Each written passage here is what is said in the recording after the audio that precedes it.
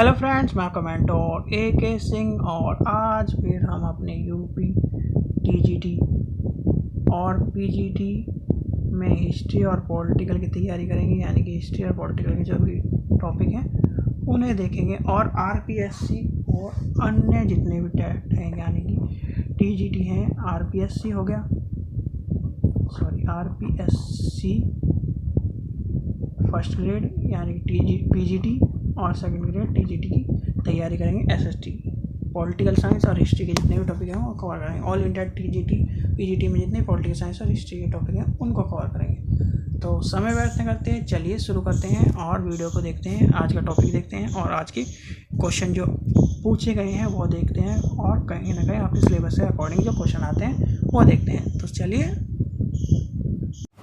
तो चलिए अब देखते हैं भारत के संविधान के जो महत्वपूर्ण प्रश्न हैं जो कहीं ना कहीं आपको देखने के लिए मिलेंगे या फिर आपके लिए एग्ज़ाम में आए हुए क्वेश्चन हैं। तो इस चीज़ का ध्यान रखें, ऑल पॉलिटिकल साइंस यानी कि PGT TGT में जितने भी पॉलिटिकल साइंस के महत्वपूर्ण प्रश्न हैं वो हैं, और ऑल इंडिया के जब आप पेपर करेंगे तब आपको कहीं ना कहीं देखने के लिए मिलेगा। आपको मैं एक बार यही कह रहा हूँ कि आपको पॉलिटिकल साइंस के कहीं से भी क्वेश्चन मिले, वो TGT PGT से इंक्लूडिंग हो, तो आप उसे ज़रूर से ज़रूर देखिए और सवाल को अगर आपके सिलेबस से इंक्लूडिंग है तो आप नोट करते चल जाइए। चलिए तो अब देखते हैं महत्वपूर्ण प्रश्न। किस अधिनियम द्वारा भारत के प्रांतों को स्वायत्तता प्रदान की गई थी? यानी कि किसके अधिनियम के आपको एक चीज़ मैंने बताई थी कि भारत के संविधान अधिनियम 1935 को क्या कहा जाता है, कमेंट सेक्शन में मैंने कहा था लिखने के लिए। तो वो कहते हैं मिनी कॉन्स्टिट्यूशन।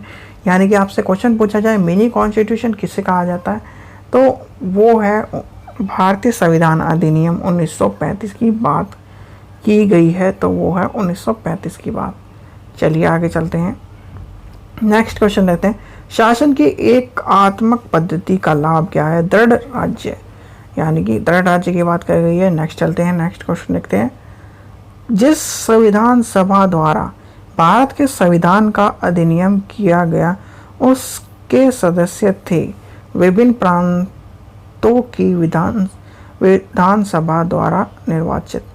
यानी कि आपसे एक बार के पेपर में ये भी क्वेश्चन पूछा गया, उसमें कथन थे, वो सेंट्रल गवर्नमेंट का पेपर था, तो उसमें कथन के हिसाब से विभिन्न प्रांतों के विधानसभा द्वारा निर्वाचित विधिन, उसमें क्वेश्चन था, क्वेश्चन के ऑप्शन थे, तो उसमें निर्वाचित भी दे रखा था, नहीं निर्वाचित, इस तरह के कथनों में क्वेश्चन था। तो आपको पता होना चाहिए निर्वाचित सदस्यों द्वारा चुना गया था। नेक्स्ट देखते हैं, नेक्स्ट क्या कह रहा है। भारतीय संविधान में आपात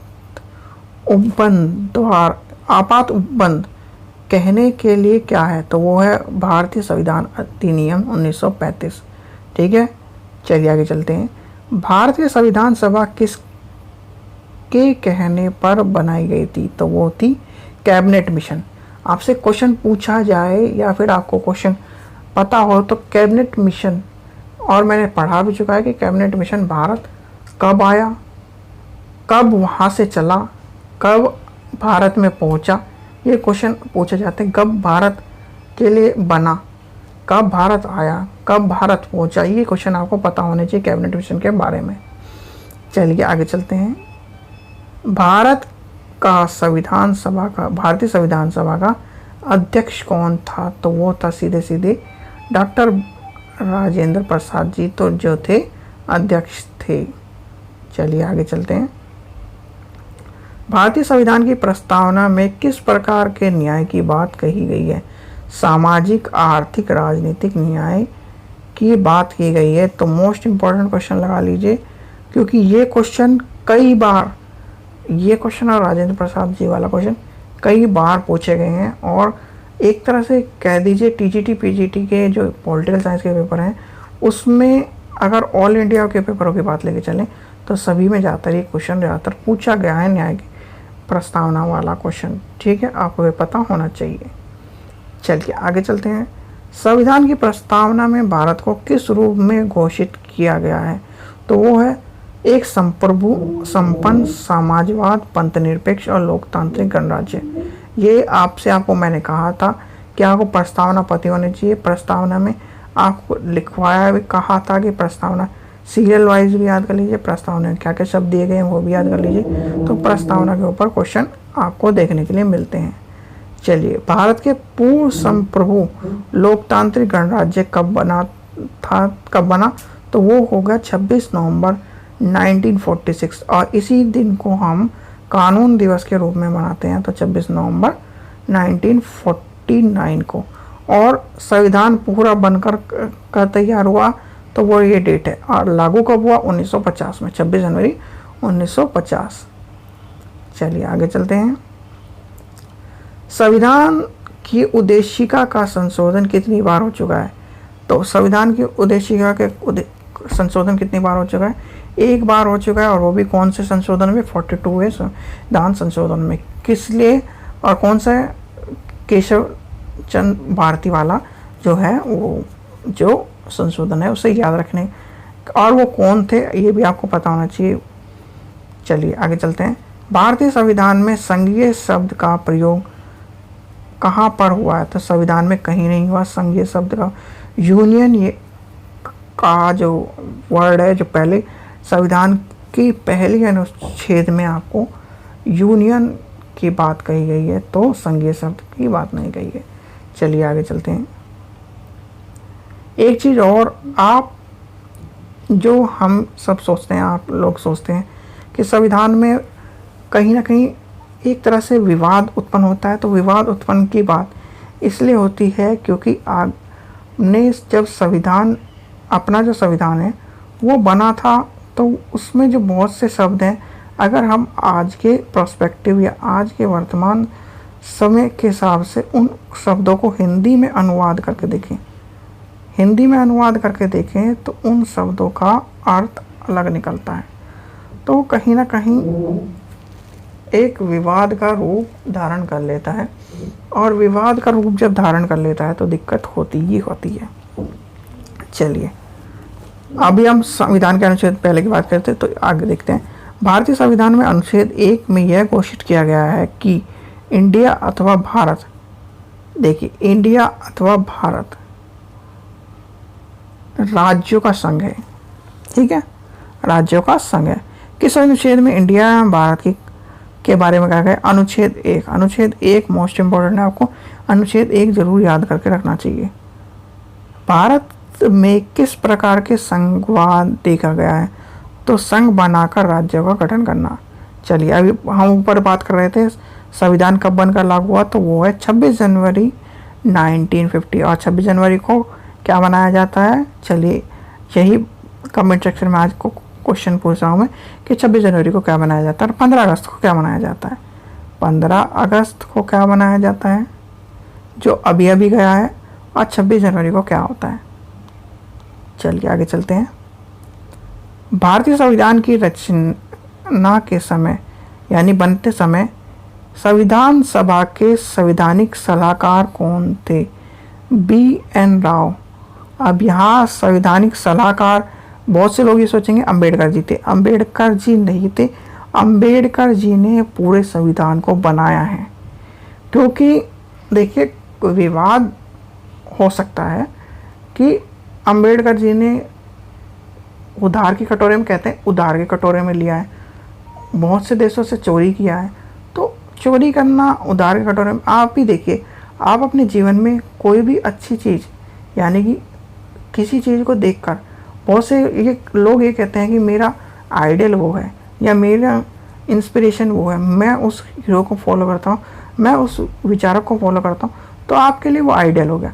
ऐसे ही हमारे संविधान में हमने जो अच्छी अच्छी चीज़ें वो हमने अपने संविधान में ली हैं, और उस संविधान को छांटना काटना एक तरह से बहुत ही महत्वपूर्ण चीज़ थी। और अंबेडकर जी के बारे में कहना या फिर करना गलत नहीं होगा, क्योंकि उन्होंने बहुत ही पावरफुल या फिर अच्छी अच्छी यूनिवर्सिटी से PhD LLD तो बहुत सारी डिग्री ली थी। और आज का समय और बाहर के जो यूनिवर्सिटी का समय है वो अलग है। आज का समय और हिंदुस्तान में डिग्रियां बढ़ती हैं, एक तरह से डिग्रियां बढ़ती हैं, फ्री में बढ़ती हैं, कोई आना नहीं जाना नहीं, आप पैसे दो डिग्री निकलवा लो। इस तरह की भी बहुत सी यूनिवर्सिटियाँ हैं, पर बाहर से पढ़ के आना और उस तरह का नाम रखना वो अलग चीज़ है। चलिए इस चीज़ को लिखते हैं।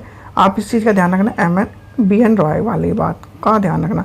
संवैधानिक सलाहकार, संवैधानिक सलाहकार मोस्ट इम्पोर्टेंट, 10 बार कह रहा हूँ क्योंकि ये क्वेश्चन आया हुआ है। तो संवैधानिक सलाहकार का क्वेश्चन कई बार पूछा गया है, तो राजस्थान वाले में भी हर बार पूछा गया है, क्योंकि राजस्थान वाला जो पेपर होता है, एक तो पेपर वो थोड़ा सा 40% के चक्कर में बच्चे संतुष्ट रहते हैं, और 40% का जो मान लीजिए TGT वाले या फिर जो उसकी तैयारी कर रहे हैं, रिट की तैयारी कर रहे हैं, तो वो सोचते हैं कि 40 नंबर तो हमारे आ जाएंगे, और वो इनको चीज़ों को ध्यान नहीं रखते, तो वहाँ दिक्कत होती है। चलिए आगे चलते हैं। सरकार के किस प्रणाली में द्वैध शासन पद्धति एक अनिवार्य लक्षण है? संघीय शासन प्रणाली। तो आपको भी बताना है कि जो हमारा जो शासन प्रणाली है वो किसकी है। एक शासन प्रणाली मैं बताता हूँ आपको, एक शासन प्रणाली चीन की है। तो हमारे यहाँ बताइए कि कैसे संघ, एक शासन है, दो शासन है, मिक्स है, किस तरह की है। चलिए आगे चलते हैं। भारत एक कैसा देश है? लोकतांत्रिक देश है, सबको पता है। भारत में एकल नागरिक की अवधारणा कहाँ से ली गई है? तो एकल नागरिक की अवधारणा कहाँ से ली गई है? इंग्लैंड से ली गई है। दो नागरिकता कहाँ है? सबसे इम्पोर्टेंट सीधे क्वेश्चन आपको दो नागरिकता के बारे में पूछा तो अमेरिका है। अमेरिका में आपको स्टेट की भी नागरिकता लेनी पड़ेगी, यानी कि अगर आप उत्तर प्रदेश, राजस्थान, बिहार, झारखंड, JNK, पंजाब, इनमें से किसी स्टेट में हो, चलो मान लीजिए हमने कोई से भी स्टेट में हो, यानी यूपी से मान लिया, तो आपको अगर आप अमेरिका के हिसाब से चलें तो आपको यूपी की भी नागरिकता लेनी पड़ेगी, यानी कि यूपी में भी नागरिकता के लिए एक सर्टिफिकेट लेना पड़ेगा, और पूरे ऑल ओवर इंडिया में भी नागरिकता के लिए एक सर्टिफिकेट लेना पड़ेगा। तो वो होता है नागरिकता। अब आप बहुत से कहेंगे हमारा तो निवास प्रमाण पत्र बना है, तो निवास प्रमाण पत्र एक एज ए ID प्रूफ के तौर पर यूज़ होता है निवास प्रमाण पत्र, क्योंकि भारत में जब या स्टेट में जब वैकेंसी निकलती है तो उसमें स्टेट में तो निवास प्रमाण पत्र के हिसाब से, यानी कि निवास प्रमाण पत्र आपने देखा होगा कि जो कास्ट सर्टिफिकेट है वो 6 महीने पुराना मांगते हैं, और जो निवास प्रमाण पत्र है वो ज़्यादा से ज़्यादा जितना पुराना होगा उतना पुराना मांगते हैं। क्यों मांगते हैं? उसका रीज़न यही है कि आपका निवास प्रमाण पत्र ही आपके कितने साल पहले आपने बनवाया था, और क्लास 12th और 10th में हर हालत में निवास प्रमाण पत्र चाहिए। अगर आप 12th के बाद ही नौकरी पर लग रहे हैं तो वही रिसेंट मिलेगा, और अगर उसके भी 5-6 साल बाद कर रहे हैं तो आपको 5-6 साल पहला ही निवास प्रमाण पत्र मांगेगा वो। चलिए आप सीधे मुद्दे पर आते हैं। संविधान के कौन सा भाग नागरिकता के प्रावधान के संबंधित हो? तो 2 है, और आपको पता ही होगा 2 में कहाँ से 5 से 11। मोस्ट इम्पोर्टेंट याद रखना नागरिकता, और नागरिकता में कौन कौन सी नागरिकता बताई गई है। भारत में जन्मा व्यक्ति, भारत में शरण लिया हुआ व्यक्ति, तो ये सब चीज़ें आपको पता होनी चाहिए। भारतीय संवैधानिक निकाय का निकट है। चलिए ये क्वेश्चन गलत है, यानी कि पूरा नहीं क्वेश्चन है। चलिए आगे चलते हैं। भारतीय संविधान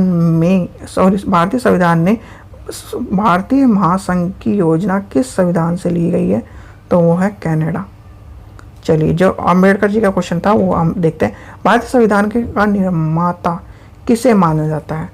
अभी हमने ऊपर देखा सलाहकार, संवैधानिक सलाहकार कौन था? BN रॉय।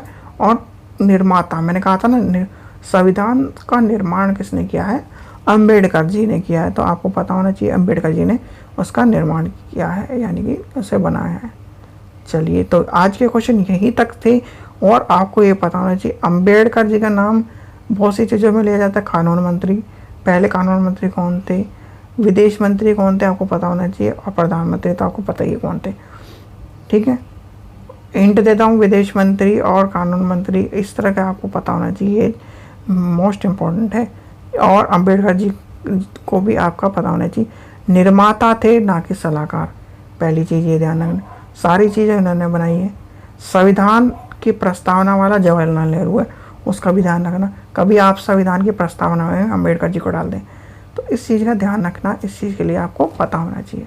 ठीक है बच्चों, आशा करता हूँ आपको वीडियो पसंद आई। वीडियो पसंद आई तो लाइक करें, शेयर करें और ज़्यादा से ज़्यादा बच्चों के साथ शेयर कर दीजिए, क्योंकि आरपीएससी का पेपर भी अक्टूबर में है और टीजीटी का पेपर भी अक्टूबर में ही होगा।